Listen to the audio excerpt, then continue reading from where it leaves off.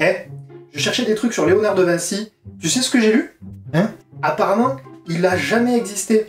C'est une combine de la ville de Florence au XVIe siècle pour promouvoir sa culture, sa puissance et... Attends. T'as lu ça où? La vérité sur l'histoire / on vous a menti.com. Je vois. On va s'occuper de ça. Ok. Allons-y.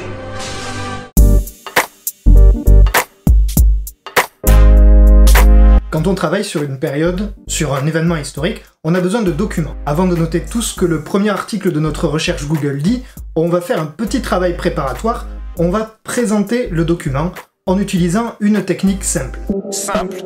Basique. Pour être sûr de ce qu'on lit, on va demander à Sandy. Genre je dois appeler une pote à toi à chaque fois que je lis un truc. Non, Sandy, c'est un acronyme. Un quoi? Un acronyme. C'est un mot qui est à l'origine un sigle, comme par exemple la FNAC, pour Fédération Nationale d'Achat des Cadres. Sérieux? La FNAC ça veut dire ça? Oui, mais... Ah, j'en étais où moi du coup? Tu disais qu'il fallait demander à ta copine là. Tu le fais exprès, c'est ça? Peut-être. Donc, pour présenter un document, on utilise la technique Sandy. Je m'explique. Le S, c'est la source, c'est-à-dire d'où le document vient. Ce peut être un site internet, un journal, un livre ou une interview télévisée. Quand on cherche la source dans les références d'un texte ou d'une image, le titre de la source est souvent donné en italique, dans le cas d'un ouvrage ou d'un journal par exemple. Identifier la source doit permettre ensuite de réfléchir si elle peut être considérée comme fiable. Oui, genre ça veut dire que si on lit un article qui dit que la Joconde elle a été en réalité peinte par Picasso, et que ça vient d'une story de Nabila sur Insta, on partage pas quoi. Bonne transition. On vérifie le A. Ah. Merci. L'auteur. On doit pouvoir savoir qui a produit le document ou la citation qu'on utilise. Il peut y avoir des auteurs, par exemple, qui ont vécu un événement ou bien qui en discutent longtemps après, comme Plutarque.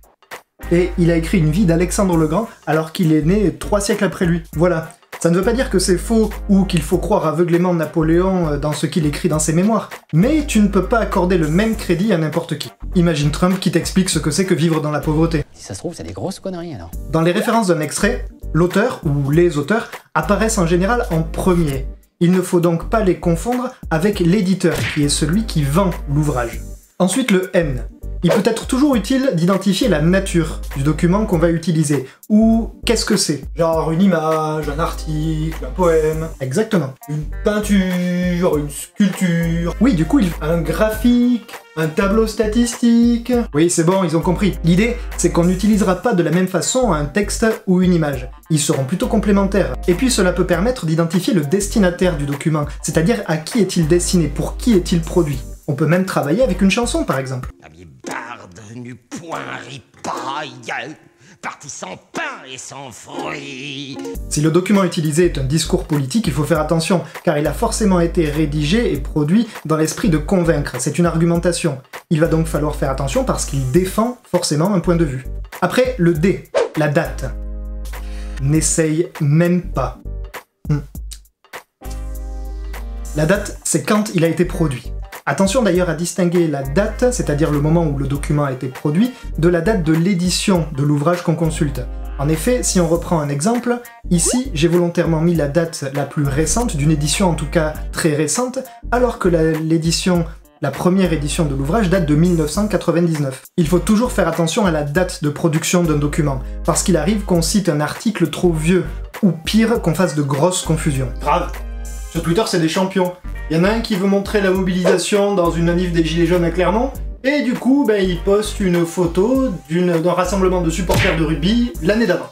Ça décrédibilise totalement le propos, même si l'intention était bonne au départ. Et surtout, t'as l'air d'un crétin quand on le fait remarquer. Enfin, le I. Le I, c'est pour idée générale, ou information.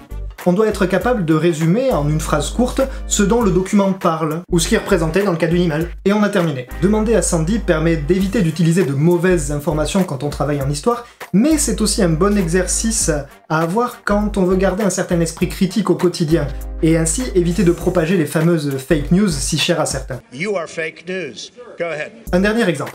Vous lisez un article apparemment scientifique avec un titre assez accrocheur qui dit « Cette plante est détestée par l'industrie pharmaceutique ». Oh, le beau titre putaclic. Déjà, ça sent pas bon. Mais vous vous rendez compte que l'article est assez bien fait, c'est un chercheur qui l'a écrit, et il y a même des sources en bas de l'article. Oui, ben donc c'est bon, non? Ça devrait. Sauf que toutes les références de cet article renvoient vers un seul et même auteur, l'auteur de l'article en question. Attends, en gros le gars il s'autocite lui-même pour se justifier?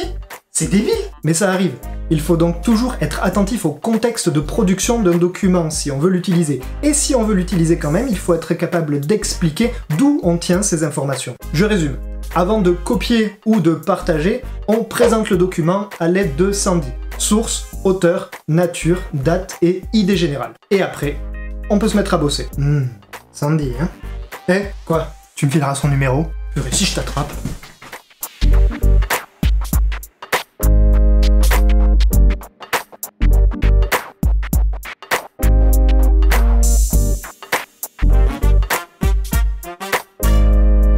Ouais, non mais, je lui ai même fait croire que t'étais un acronyme. Un acronyme. Comme la FNAC. Mais là...